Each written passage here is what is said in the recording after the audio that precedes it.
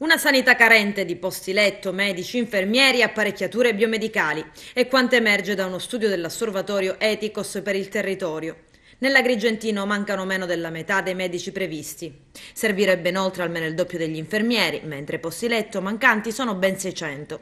Lo studio è stato condotto alla luce dei decreti del Ministero della Salute pubblicato nel 2015 e dell'Assessorato regionale della Salute nel 2017, che definiscono gli standard qualitativi strutturali relativi all'assistenza ospedaliera, riclassificando i presidi e determinando le dotazioni di posti letto e delle presenze dei medici.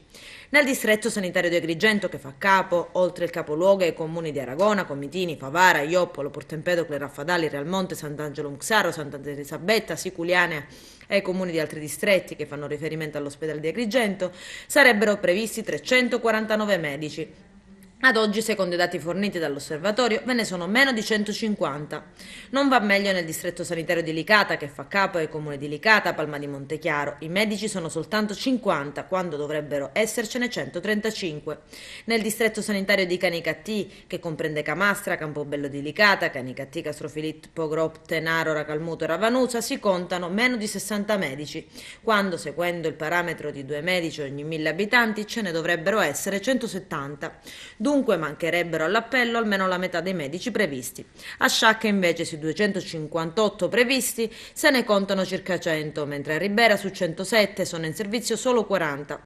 Il paradosso, secondo quanto scrivono dall'osservatorio, è che in altre province siciliane c'è un'eccedenza di medici rispetto a quanto previsto dal rapporto di popolazione. Riguardo ai posti letto per la provincia agrigentina si registra una media di 1,9 posti letto ogni 1000 abitanti, quindi siamo alla metà del limite massimo. Il territorio dispone di circa 850 posti letto rispetto ai 1450. Altra nota dolente è rappresentata dagli infermieri. Nell'Agrigentino risultano 1,9 infermieri ogni 1000 abitanti, quando la media regionale è di 3,6 e nazionale di 4,5.